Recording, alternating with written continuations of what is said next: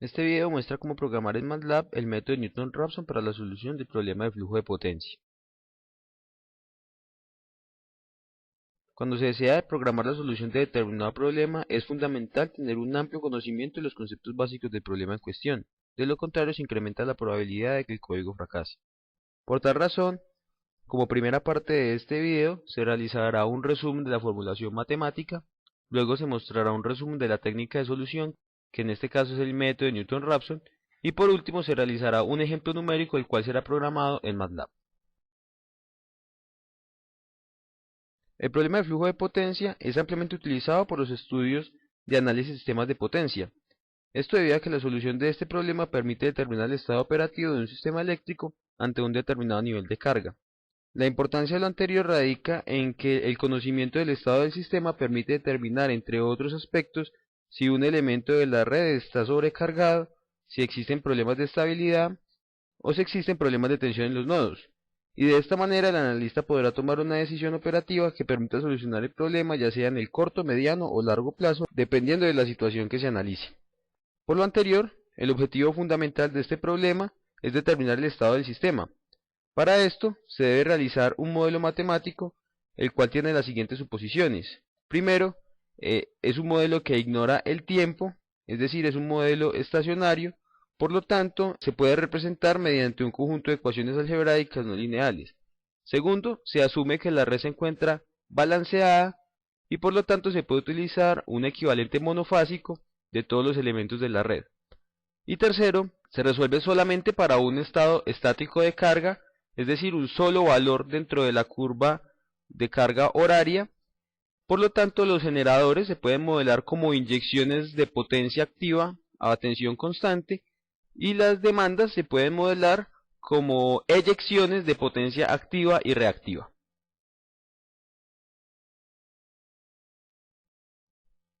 Tal y como se mencionó anteriormente, el modelo de los generadores entonces será una inyección de potencia constante a tensión constante.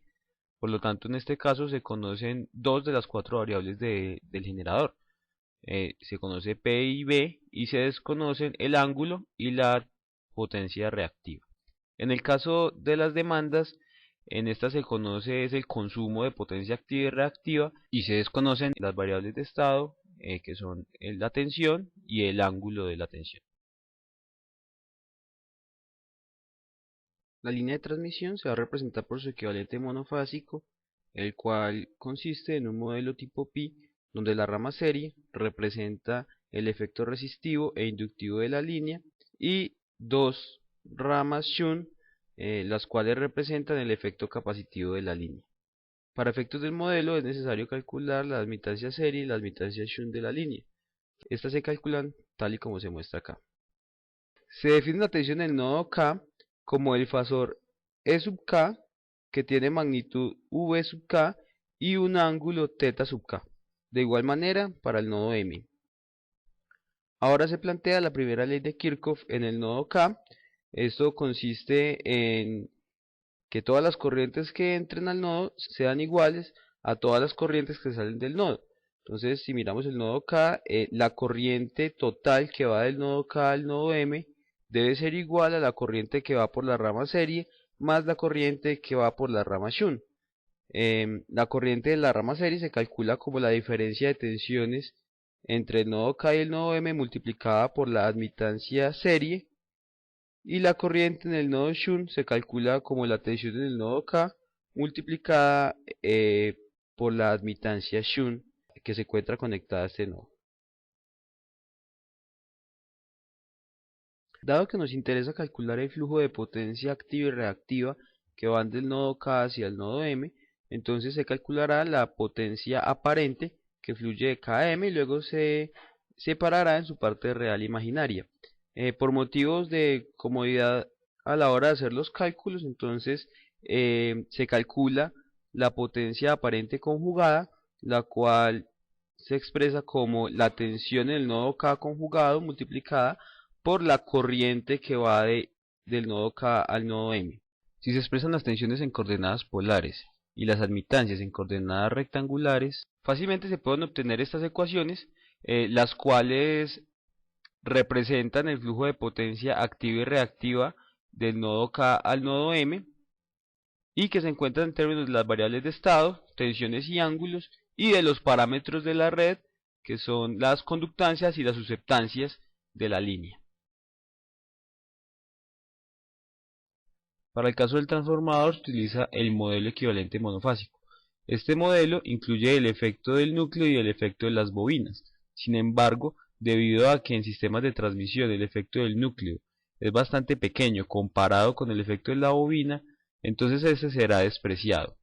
Y el transformador se modelará como un transformador ideal en serie con una admitancia la cual incluye el efecto de las pérdidas de energía debido al cobre y el efecto inductivo del transformador.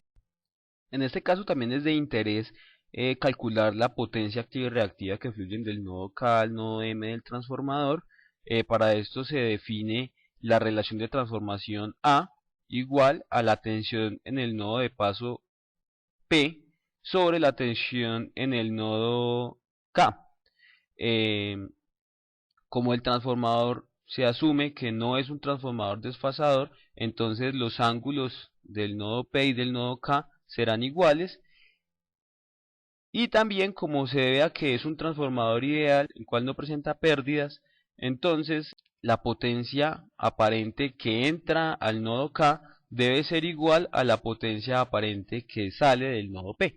Por lo tanto, se plantea la ecuación de balance de potencia en el transformador, y de esta ecuación se puede despejar la relación entre la corriente que va desde el nodo K hacia el nodo M del transformador y la corriente del nodo M al nodo K.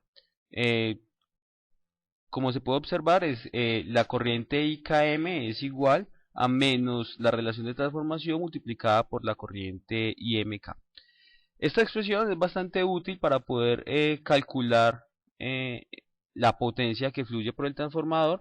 Para esto vamos a calcular la corriente que fluye desde el nodo P hasta el nodo M. Esta corriente es igual a IKM sobre A, y está dada por la diferencia de tensiones entre el nodo P y el nodo M multiplicada por la admitancia KM del transformador. Si se expresa la tensión del nodo P en términos de la tensión del nodo K, entonces fácilmente se encuentra una expresión que relaciona la corriente que fluye desde el nodo K hasta el nodo M en términos de las tensiones en bornes del transformador, la admitancia serie del transformador y la relación de transformación, tal y como se muestra.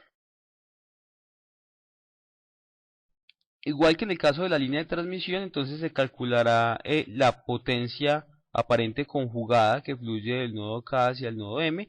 Esta está dada por la tensión del nodo K conjugado multiplicada por la corriente Km. Si se reemplaza la expresión anteriormente encontrada, entonces se obtiene esta expresión, y si se reemplazan las tensiones por sus valores polares y la admitancia por su valor rectangular, fácilmente se pueden encontrar estas expresiones, las cuales representan la potencia activa y reactiva que fluye del nodo K al nodo M del transformador, y que se encuentran en términos de las variables de estado, que son la magnitud y el ángulo de las tensiones, y los parámetros del transformador, que en este caso sería la conductancia, la susceptancia serie del transformador y la relación de transformación de este. Bueno, si se comparan las ecuaciones de potencia activa y reactiva que fluyen del nodo K al nodo M en la línea de transmisión y en el transformador, se observa que son dos ecuaciones bastante similares, solo que tienen un par de términos adicionales. En el caso del transformador se tiene la relación de transformación multiplicando a las tensiones, y en el caso de la línea de transmisión se tiene el efecto capacitivo de la línea sumándose en la ecuación de potencia reactiva. El resto de los términos son completamente iguales.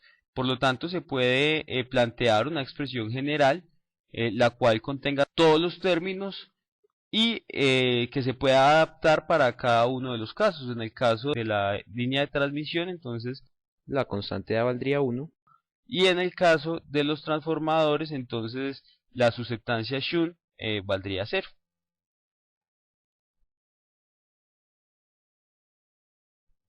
Bueno, como ya se sabe, los sistemas de potencia están compuestos por una gran cantidad de líneas de transmisión y de transformadores, y por esta razón resulta bastante útil realizar una formulación matricial, la cual condense todas las ecuaciones de balance de potencia nodal. Estas ecuaciones deben ser expresadas tanto para la potencia activa como para la potencia reactiva, y están compuestas de la siguiente manera. Se plantea una ecuación de potencia neta inyectada, la cual es igual a potencia generada menos potencia demandada, y esto pues debe ser igual al flujo de potencia que sale por las líneas. Para encontrar las expresiones anteriormente mencionadas, entonces se va a utilizar un nodo K, el cual tiene una corriente neta inyectada, que es igual a la corriente generada menos la corriente demandada, y tiene una gran cantidad de elementos conectados a él. Entre ellos se encuentran líneas de transmisión, transformadores y unos elementos shunt, los cuales pueden ser reactores, cuyo caso se modelarán como una inductancia y consumirán reactivos, o pueden ser bancos de condensadores, en cuyo caso se modelan como un condensador en paralelo conectado al nodo K, y tiene como función la inyección de reactivos. Es muy importante no confundir este elemento shunt con el efecto shunt de las líneas de transmisión. En el caso de la línea de transmisión, este es un efecto inherente al comportamiento físico de la línea, mientras que en el caso de este elemento shunt es un equipo que se conecta a este nodo y que tiene como función la inyección o el consumo de reactivos. Bien, entonces ahora vamos a aplicar la primera ley de Kirchhoff al nodo K. Esta simplemente va a ser la corriente I sub K, que es la corriente neta inyectada, más la corriente inyectada por el elemento shunt, y esto debe ser igual a la suma de todas las corrientes que van desde el nodo K hasta el nodo M, donde M pertenece al conjunto omega sub K, que es un conjunto que contiene a todos los elementos que tienen conexión directa con el nodo K. Entonces ahora vamos a encontrar una expresión para la corriente I sub Km. Esta corriente está dada por la admitancia serie entre el nodo K y el nodo M, multiplicada por la diferencia de tensiones entre el nodo K y el nodo M. Eso más las corrientes que vayan por los elementos shunt del elemento que exista entre el nodo K y el nodo M. Si es una línea de transmisión, entonces este elemento shunt corresponde al efecto capacitivo de la línea, y si es un transformador, entonces este elemento shunt es igual a 0. Bien, la corriente I sub K shunt, que es la del elemento que se conecta en paralelo, es calculada simplemente como la susceptancia del elemento multiplicada por el negativo de la tensión en el nodo K. Este signo menos resulta debido a la convención que se utilizó, y es que la corriente del elemento shunt entra al nodo. Bien, si se reescribe la primera ley de Kirchhoff en términos de las dos corrientes anteriormente calculadas, entonces se puede observar que como resultado se obtiene una admitancia que multiplica a la tensión en el nodo K más la sumatoria para todos los nodos M que pertenezcan a omega sub K del negativo de las admitancias serie entre el nodo K y el nodo M multiplicados por su respectiva tensión M. Con el objetivo de encontrar una expresión matricial para la ecuación de corriente neta inyectada en el nodo K, se debe expandir la sumatoria en el segundo término de esta, tal y como se muestra. Nótese que en esta ecuación aparecen todas las tensiones nodales del sistema, donde las que pertenecen a los nodos diferentes de K se encuentran multiplicadas por el negativo de la admitancia serie del elemento conectado entre el nodo K y el nodo correspondiente a su posición en el vector, y que el elemento que se encuentra ubicado en la posición K corresponde a la suma de todas las admitancias que se conectan al nodo K multiplicado por la tensión en este nodo. Como se puede observar, es bastante claro que esta ecuación se puede representar como el producto entre un vector fila que contiene todas las admitancias y un vector columna que contiene todas las tensiones nodales. Si esta expresión se plantea para cada uno de los nodos del sistema, entonces se obtiene un vector columna, el cual contiene todas las corrientes netas inyectadas en cada uno de los nodos. Este vector se conoce como el vector de corriente nodal, y va a ser igual a una matriz que es conocida como la matriz de admitancia nodal, o YBUS, multiplicada por un vector que contiene todos los voltajes nodales del sistema. De la expresión anterior se puede deducir que la matriz YUS es una matriz cuadrada cuyas dimensiones son número de nodos por número de nodos y cuyos elementos de la diagonal se calculan como la suma de todas las admitancias que se conectan al nodo correspondiente a la posición dentro de la diagonal. Y los elementos por fuera de la diagonal corresponden al negativo de las admitancias serie de los elementos conectados entre las posiciones correspondientes a la casilla de la matriz. Bueno, ahora se va a utilizar la expresión de corriente nodal para calcular una expresión que permita establecer una relación entre las potencias netas inyectadas, las tensiones y los ángulos. Para esto se toma la ecuación de la corriente neta inyectada anteriormente calculada y se multiplica por el conjugado de la tensión en el nodo K. Con eso se obtiene el conjugado de la potencia aparente neta inyectada en el nodo K, y si se expresan las tensiones en coordenadas polares y la matriz YUS en coordenadas rectangulares, fácilmente se puede obtener esta ecuación, la cual representa la potencia activa y reactiva neta inyectada en cada uno de los nodos del sistema. Estas dos ecuaciones corresponden al modelo matricial del sistema eléctrico de potencia y representan el balance de potencia nodal en cada uno de los nodos de este.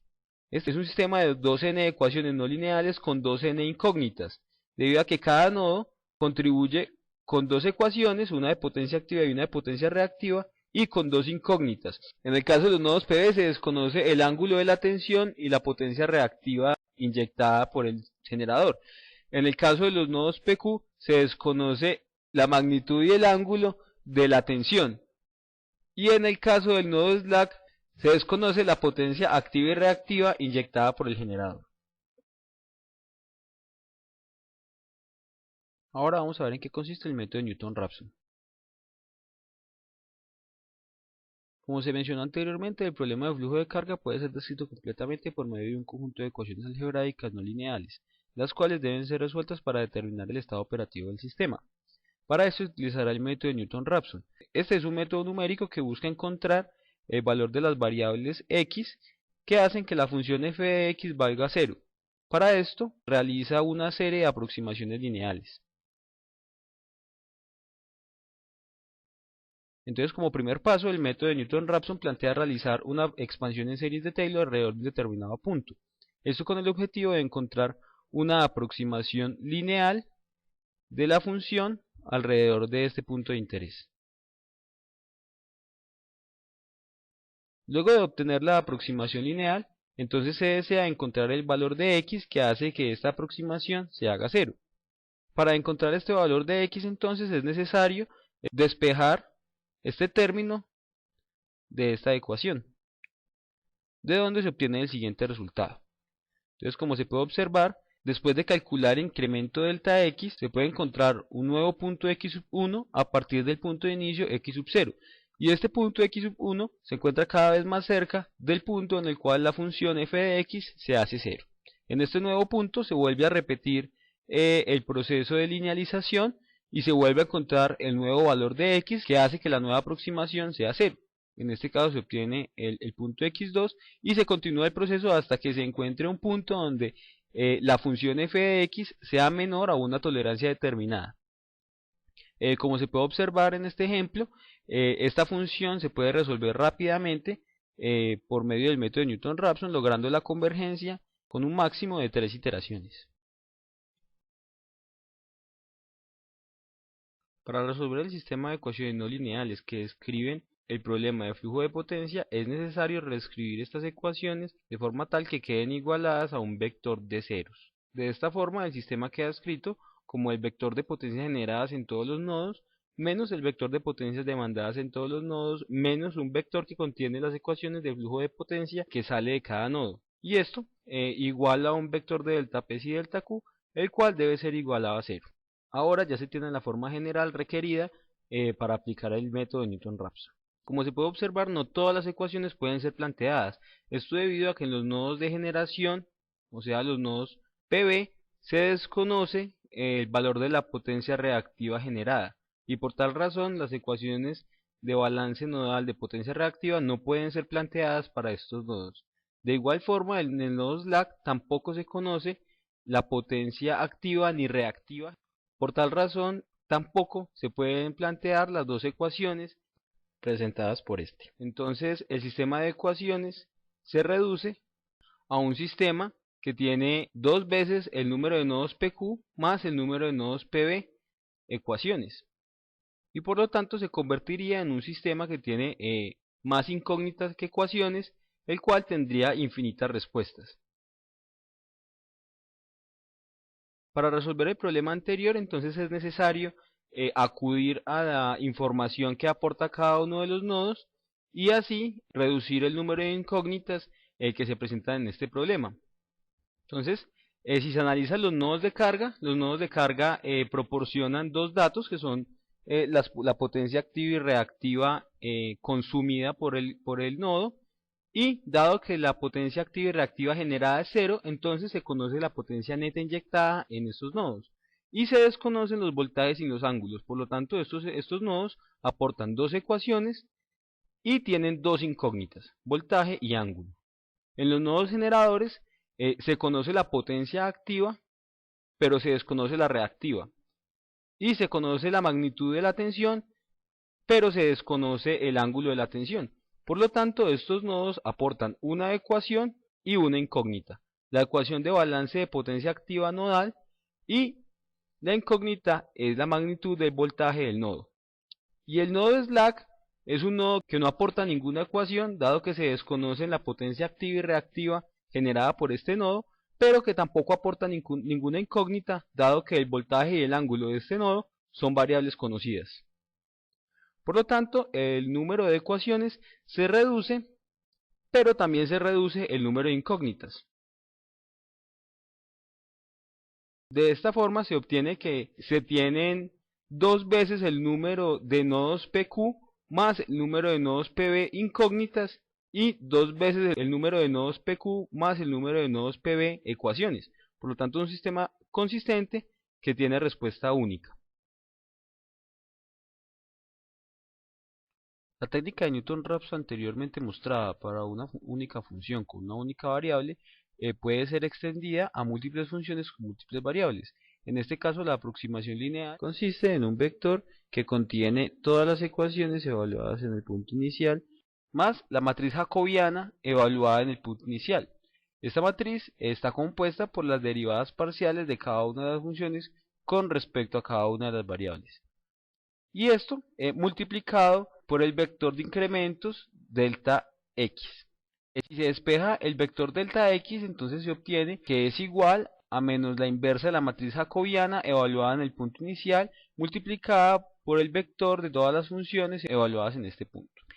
Bueno, una vez calculado el valor de delta x, entonces se repite el proceso hasta que se consiga que todos los valores de la función f evaluada en el punto x sean menores a la tolerancia planteada. Bueno, como se ha mencionado anteriormente, el conjunto de ecuaciones que modelan el problema de flujo de potencia es un conjunto de ecuaciones no lineales. Por lo tanto, es posible que existan múltiples puntos en los cuales la función sea igual a cero. Esto hace que sea sumamente importante el punto de inicio del cual se parta el método de Newton-Raphson. Para el caso particular del problema de flujo de potencia, se tiene que en los sistemas de transmisión normalmente operan con valores en tensión cercanos a 1 por unidad y con ángulos cercanos a los 0 radianes. Por ese motivo es necesario que el punto de inicio para el problema de flujo de potencia sea 0 para los ángulos y 1 PU para las tensiones.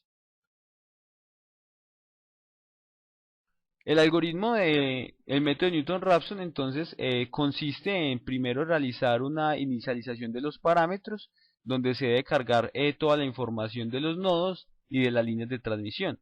Luego se realiza el contador de iteraciones K, se iguala a 0 y se calculan los delta P para todos los nodos PB y PQ y los delta Q para todos los nodos PQ. Después de eso se evalúa si cumplen la tolerancia y si no cumplen, entonces se procede a calcular el jacobiano. Después de eso se invierte esta matriz y se multiplica por los delta P y los delta Q.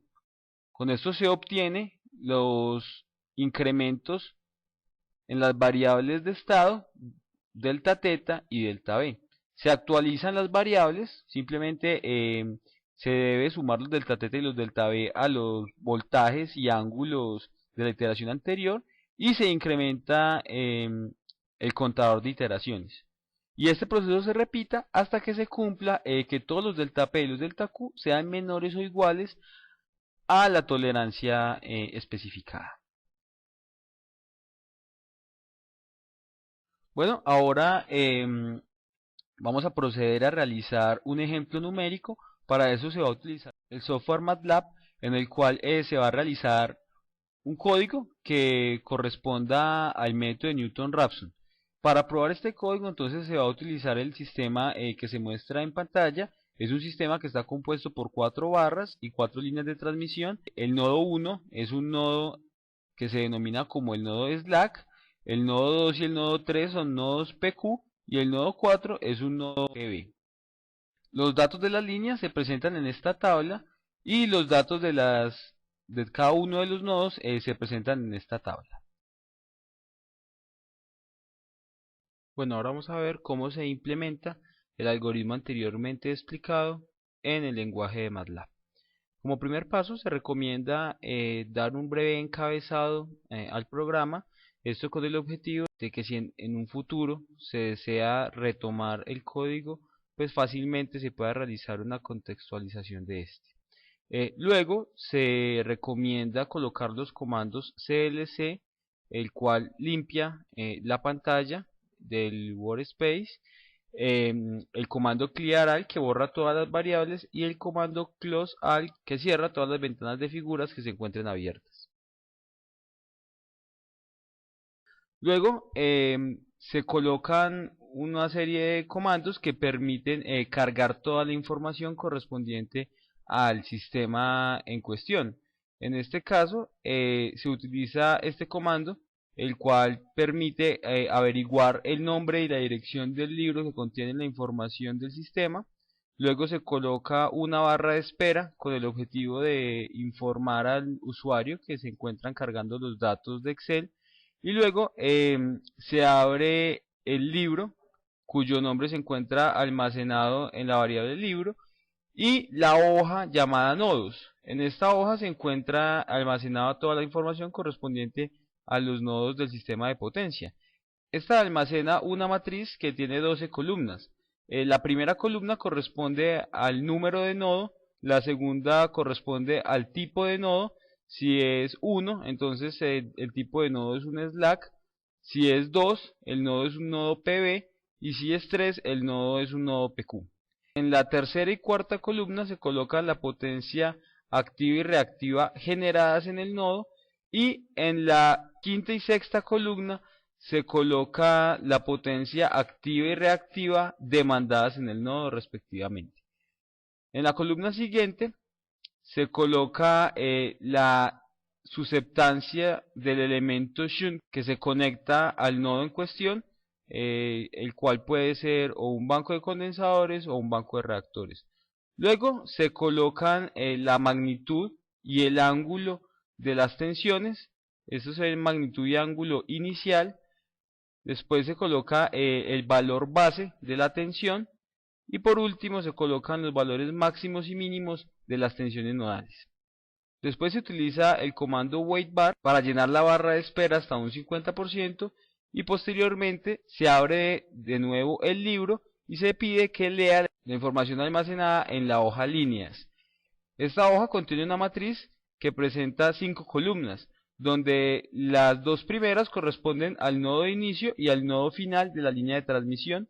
La tercera columna corresponde a la resistencia de la línea de transmisión, la cuarta a la reactancia serie de la línea y la quinta columna corresponde a la susceptancia shunt medios que representa el efecto capacitivo de la línea de transmisión.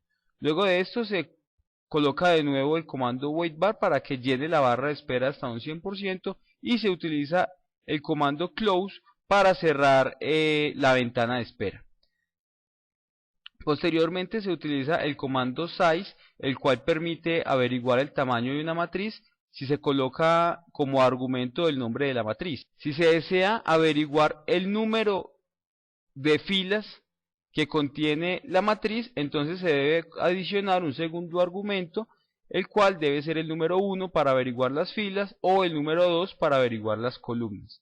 Entonces, como podemos observar, en este par de líneas de código se interroga el número de filas que tiene la matriz llamada líneas y se almacena como el número de ramas o número de líneas.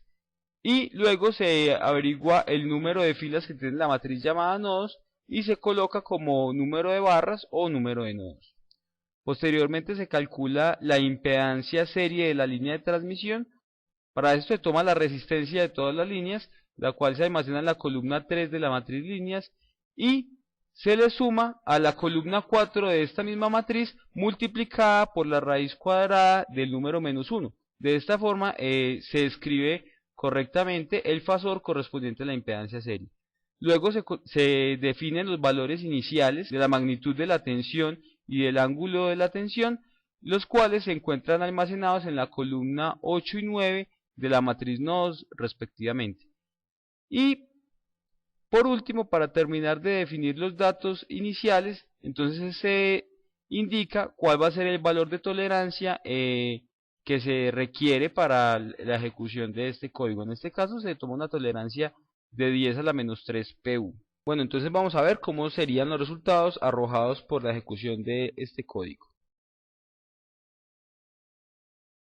Lo primero que ocurrirá es que se abre una ventana, la cual recibe como nombre archivo Excel, y queda en espera a que el usuario escoja el sistema que desea ejecutar. En este caso se ejecutará el sistema llamado sistema 4 barras.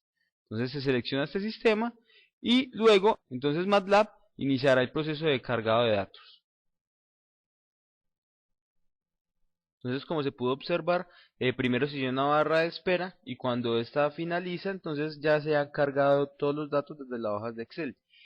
Si consultamos las variables que acabamos de definir en el command Windows, se puede observar que la variable nr y nb ambas almacenan el número 4, dado que se tienen 4 líneas de transmisión y 4 nodos respectivamente. La variable zlínea almacena un vector columna, el cual en cada una de sus filas contiene la impedancia serie de su respectiva línea de transmisión. Y por último se tienen las variables bm sub o y ba sub o, las cuales almacenan los valores iniciales de la magnitud y el ángulo de la tensión respectivamente. Ahora vamos a ver cómo se construye la matriz de admitancia nodal o matriz Yebus. Como ya se ha mencionado anteriormente, los elementos de la diagonal de esta matriz corresponden a la suma de todas las admitancias que se conectan directamente al nodo correspondiente a la posición dentro de la diagonal, y los elementos por fuera de la diagonal corresponden al negativo de la admitancia conectada entre los nodos correspondientes a la fila y la columna de la matriz Yebus. Entonces, siguiendo esta lógica vamos a construir esta matriz. Para los elementos por fuera de la diagonal se utiliza un ciclo for, el cual tiene una variable k, la cual inicia en 1 y termina en el número de líneas de transmisión. Se va a calcular la admitancia serie que existe entre los nodos inicio y fin de cada una de las líneas, y esto se hace simplemente multiplicando por menos la inversa de la impedancia que ya fue previamente calculado. Luego en la variable i se almacena el nodo de inicio de la línea de transmisión, el cual se encuentra almacenado en la columna 1 de la matriz líneas. Y en la variable j se almacena el nodo fin de la línea de transmisión, el cual se encuentra en la columna 2 de la matriz líneas. Por último, entonces, se define la posición ij de la matriz Yebus igual a la variable que almacena el negativo de la admitancia de la línea ubicada en esa posición, y la posición ji se iguala al mismo valor, dado que esta es una matriz simétrica. Bueno, para los elementos por fuera de la diagonal entonces es necesario construir dos ciclos for anidados. Estos ciclos van a tener como variable la letra i, que va a recorrer desde el número 1 hasta el número de nodos, y la variable j que recorre desde el número 1 hasta el número de líneas de transmisión. Dentro de los for anidados, entonces, se hace un condicional, el cual indaga si el nodo i es comparable con el nodo de inicio de la línea j. Entonces esto se hace simplemente comparando la variable i con la posición j de la columna 1 de la matriz línea. En el caso en el que esto sea cierto, significa que la línea j tiene una conexión directa con el nodo i. Por lo tanto, al elemento ii de la matriz Yebus se le adiciona el inverso de la impedancia serie de la línea j. Y también se le adiciona la susceptancia Shun de la línea. Entonces, en este caso, esta susceptancia se encuentra en la columna 5 de la matriz líneas y debe ser previamente multiplicada por el número imaginario raíz cuadrada de menos 1.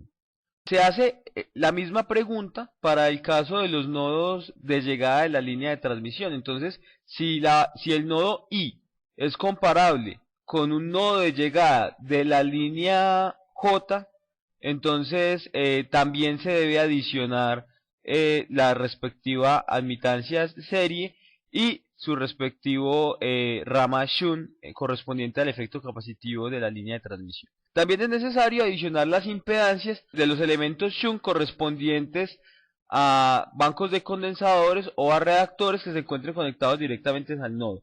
Entonces esto se hace después del for que tiene como variable la letra J y se coloca entonces que la posición ii de la matriz Yebus va a ser igual al valor que ya tiene almacenado más el elemento almacenado en la columna 7, fila i de la matriz nodos. Esta columna lo que hace es que almacena las susceptancias Shun de estos elementos.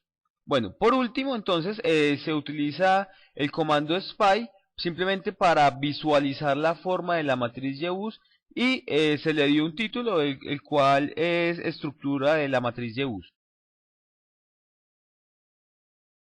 Bueno, ya después de armar la matriz Yebus, entonces es necesario armar el conjunto de ecuaciones que representan el sistema de potencia.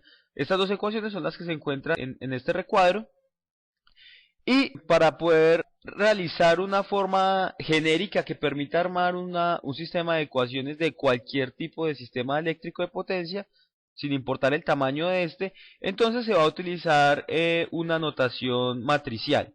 A manera de ejemplo se va a representar este término de esta ecuación por medio de la representación matricial ya mencionada. Para esto vamos a utilizar cuatro matrices. La primera de ellas es la parte real de la matriz Yebus. La segunda es una matriz que contiene en cada una de sus columnas las tensiones organizadas de la siguiente forma. En la columna 1 aparece la tensión del nodo 1 en cada una de sus filas.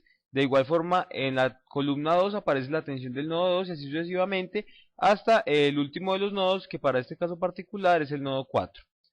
Luego se obtiene el producto elemento a elemento de estas dos matrices y luego se realiza la multiplicación matricial entre este primer producto y una matriz que contiene los cosenos de la diferencia angular entre el nodo correspondiente a la columna y el nodo correspondiente a la fila, tal y como podemos observar acá.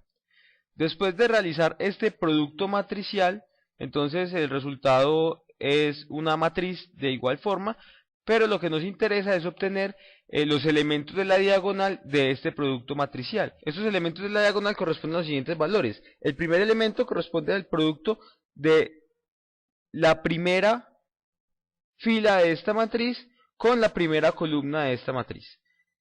El segundo elemento de la diagonal corresponde a la segunda fila de esta matriz por la segunda columna de esta matriz. Y así sucesivamente hasta llegar al último elemento de la diagonal, que sería el producto entre la última fila de esta matriz y la última columna de esta.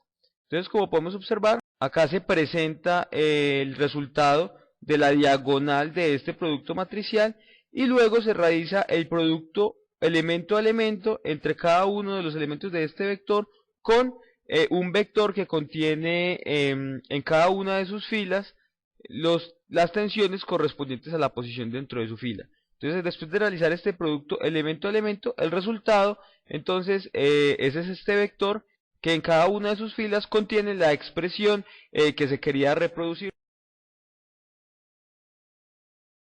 Bueno, como primer paso se deben construir las variables simbólicas. En este caso, las variables son las tensiones V, las cuales aparecen desde V1 hasta V número de barras, que en este caso sería 4, y los ángulos, que en este caso se van a llamar θ, y aparecen desde θ1 hasta θ4. Entonces, este for va a recorrer una variable k desde el número 1 hasta el número de nodos, y va a construir las magnitudes de las tensiones V y los ángulos de las tensiones θ. Luego se reescribe la variable i, se hace igual al número complejo, raíz cuadrada de menos 1, y se procede a construir las ecuaciones de balance nodal. Entonces, para eso se deben construir dos matrices. La primera va a ser una matriz T, la cual contiene la diferencia entre los ángulos correspondientes a la columna menos los ángulos correspondientes a la fila.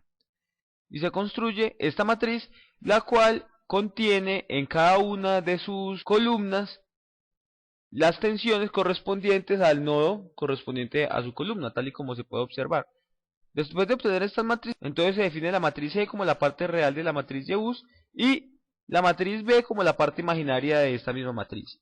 Y se procede a construir las ecuaciones de balance nodal. Entonces delta P va a ser igual a la potencia generada, la cual es almacenada en la columna 3 de la matriz nodos, menos la potencia demandada, que se encuentra en la columna 5 de la matriz nodos, menos el flujo por las líneas. Como se puede observar, en delta P y en delta Q se encuentran las expresiones de balance nodal para potencia activa y reactiva para todos los nodos del sistema. Por lo tanto, es necesario eliminar en delta P la fila correspondiente al nodo slack y en delta Q las filas correspondientes al nodo slack y a los nodos PB.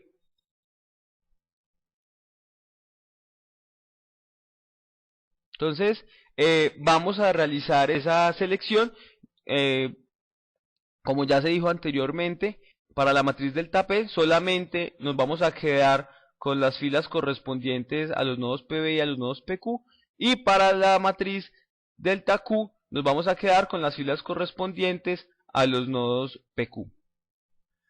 Para realizar esa selección, entonces vamos a utilizar un for. Este for va a tener como variable h y va a recorrer desde el número 1 hasta el número de nodos.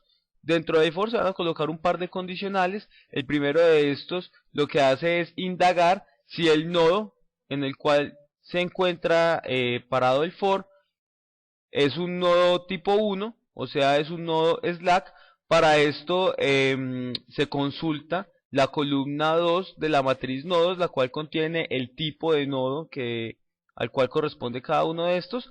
Y en el caso de que sea 1, entonces se reemplaza la posición h, tanto del vector delta P como del vector delta Q, por el valor infinito. Igualmente, se reemplaza la posición h del vector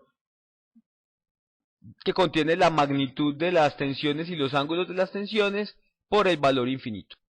Bueno, ahora el segundo condicional lo que hace es consultar si el nodo es un nodo PB, y en el caso en que sea un nodo PB, entonces se reemplaza la posición h del vector delta Q por el número infinito y la posición h del vector que contiene la magnitud de las tensiones también por el número infinito. Luego de que se recorran todos los nodos del sistema, entonces se utiliza la función find para buscar el número infinito dentro de los vectores delta P y delta Q.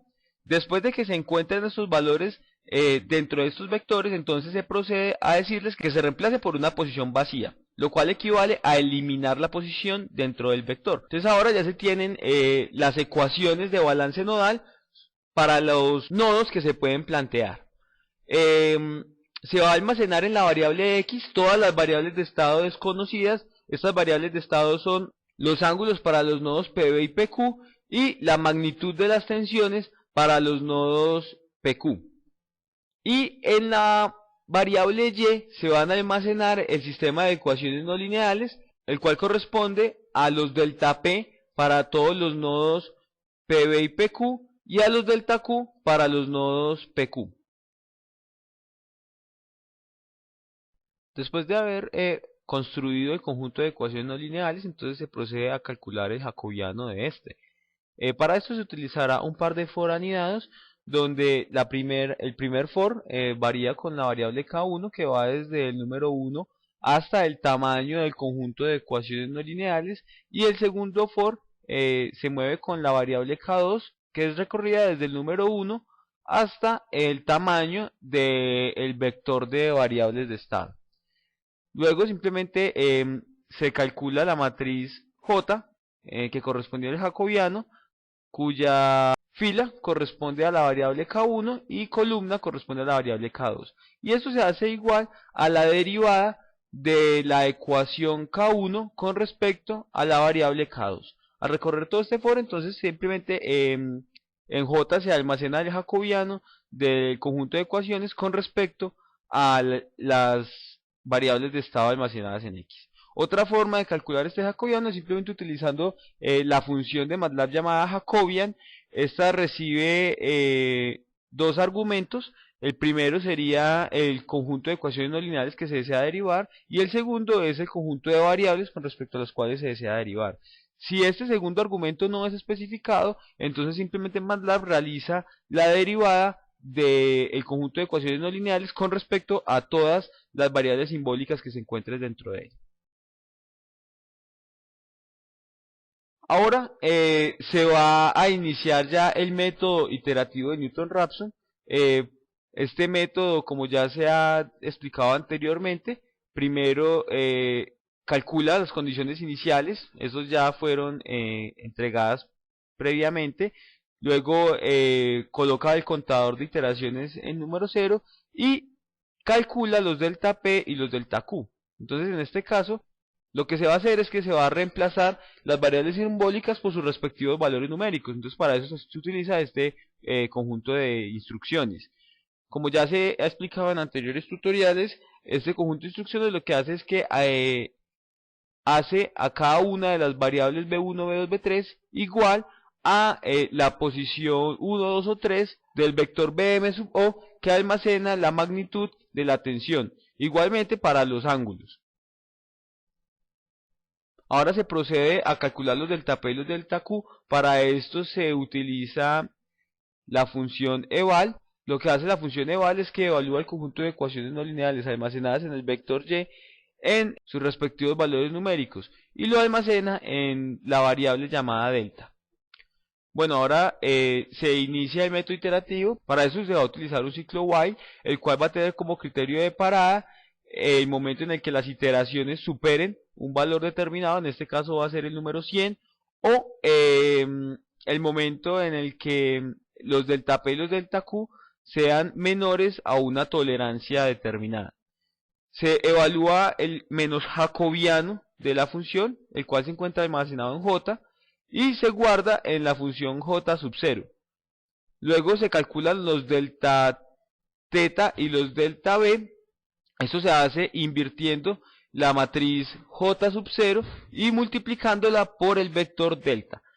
Después de hacer esto, entonces se van a actualizar las tensiones y los ángulos. Para actualizar las tensiones, entonces simplemente se debe recordar que los delta teta y los delta B que se encontraron previamente son única y exclusivamente para los nodos PB y PQ en el caso de los delta teta y para los nodos PQ en el caso de los delta B. Entonces para actualizar los ángulos entonces se deben llamar todos los ángulos de los nodos PB y PQ. Para eso se utiliza esta instrucción. Find lo que va a hacer es que va a buscar en la columna 2 de la matriz nodos que contiene el tipo de cada uno de los nodos, va a buscar todos los nodos que tengan un valor mayor o igual al número 2. Esto es, todos los nodos que sean PB y PQ. Y a estos nodos va a traer el valor del ángulo. En este valor se le va a sumar los delta teta que se encuentran almacenados en el vector delta TB desde la posición 1 hasta la posición PB más PQ. Se hace esta suma y se almacena en las posiciones correspondientes a los nodos PB y PQ del vector que contiene los ángulos. Se realiza el mismo procedimiento para los voltajes, solamente que entonces se debe preguntar es por todos los nodos que sean tipo 3. Esto debido a que los voltajes solamente se actualizan para los nodos PQ. Y se debe tener en cuenta que los delta B se encuentran almacenados en el vector delta TB, pero desde las posiciones PB más PQ más 1 hasta el fin del vector. Después de esto se vuelven a actualizar los valores almacenados en B y en θ. Esto se hace con este conjunto de instrucciones y se vuelve a evaluar el conjunto de ecuaciones, calculando así los delta P y los delta Q. Eso se hace con la instrucción eval y. Se incrementan las iteraciones y se repite el ciclo hasta que se cumpla el criterio de parada. Bueno, ya después de que se culmina el proceso iterativo, entonces es importante realizar una muestra de los resultados. Para esto se van a utilizar este conjunto de instrucciones. Si se desea mostrar las tensiones en una tabla, pues es recomendable realizar un código que permita mostrar la tabla de manera ordenada. Este código se presenta en este for, el cual varía con la variable k, desde el número 1 hasta el tamaño de tensiones que se deseen mostrar. Y se va a colocar un letrero con el comando fprintf, cuya parte estática va a ser v-bajo, y en porcentaje de se coloca el valor numérico de la variable k que corresponde al nodo. Después de esto se coloca el signo igual, el cual es también una cadena de carácter constante, y luego de esto se coloca porcentaje .3f. La instrucción porcentaje f sirve para ser reemplazada por el valor numérico de la segunda variable mostrada en la función. En este caso sería bm sub o de la posición k. Pero se le coloca el punto 3 con el interés de mostrar solamente 3 decimales de todos los que calcula MATLAB. Se realiza el mismo procedimiento para colocar los ángulos de las tensiones nodales, solamente que como en este caso los ángulos pueden tener signos positivos o signos negativos, entonces por motivos de estética, para que la tabla quede completamente alineada, entonces se coloca un par de condicionales los cuales indagan si el signo del ángulo es positivo o negativo, y dependiendo de eso entonces colocan 2 o 3 decimales. Y para que solamente se muestren 2 voltajes por fila, entonces se coloca un par de condicionales que lo que hacen es averiguar si el voltaje que se va a graficar es un número par o no es un número par. En caso de ser un número par, entonces se coloca \n para que se dé un enter, y en el caso donde no es un número par, entonces simplemente se coloca un punto y coma.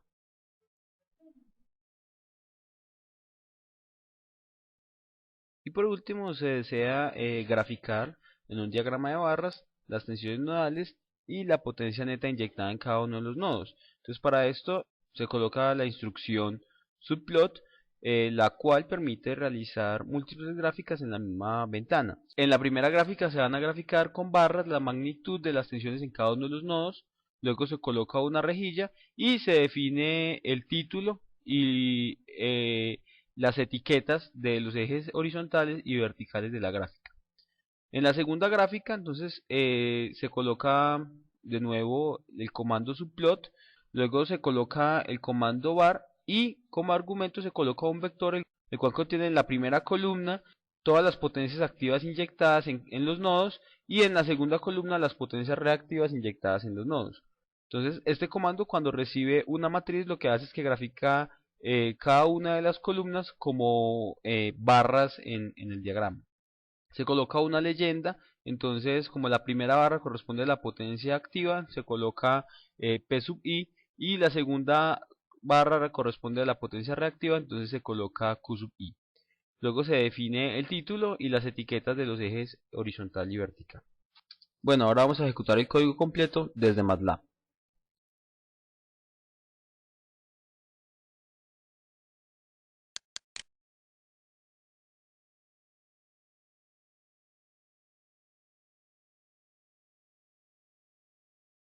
Este es el código que explicamos anteriormente. Se encuentra todas las partes que se habían mencionado, la parte de cargar la información desde Excel, cómo construir la matriz Yeus. Posteriormente se construye el sistema de ecuaciones de balance nodal. Luego se determinan las ecuaciones necesarias para el problema de flujo de carga. En este caso serían los delta P para los nodos PB y PQ y los delta Q para los nodos PQ. Después de esto se realiza el cálculo del jacobiano. Luego se implementa el método de Newton-Raphson en el proceso iterativo, donde se calculan los delta P y los delta Q, el inverso del jacobiano, y luego con eso se calcula los delta θ y los delta B. Y se itera hasta que se cumplan los criterios de convergencia. Para finalizar, se realiza un breve cálculo de los flujos de potencia por las líneas. Este cálculo se hace implementando esta ecuación y luego se muestran los resultados en pantalla. Después de mostrar los resultados de ángulos y magnitud de las tensiones, de potencias nodales y de flujos de potencia por las líneas, se realiza una gráfica en la cual se presente un diagrama de barras que muestre las tensiones en todos los nodos y las potencias activas y reactivas inyectadas en todos los nodos. Bueno, entonces vamos a ejecutar este código. Primero que él hace es preguntarme qué sistema deseo ejecutar. Vamos a ejecutar el sistema 4 barras. Carga los datos. Y como se puede observar, el algoritmo realmente es bastante rápido. Encontró la respuesta en 3 iteraciones. Me muestra los diferentes valores de las magnitudes y los ángulos de las tensiones, las potencias netas inyectadas, tanto activas como reactivas, y los flujos de potencia por cada una de las líneas de transmisión, tanto activos como reactivos. También en la gráfica se presenta las diferentes tensiones en los nodos, así como la potencia activa y reactiva en cada una de las barras. Bueno, con esto se culmina este tutorial. En este se explicó cómo implementar el método de Newton-Raphson para resolver el problema de flujo de potencia en MATLAB. Y para eso se utilizaron las ayudas que presenta MATLAB, tales como las variables simbólicas y todas las operaciones matriciales. Bueno, muchas gracias por su atención y hasta pronto.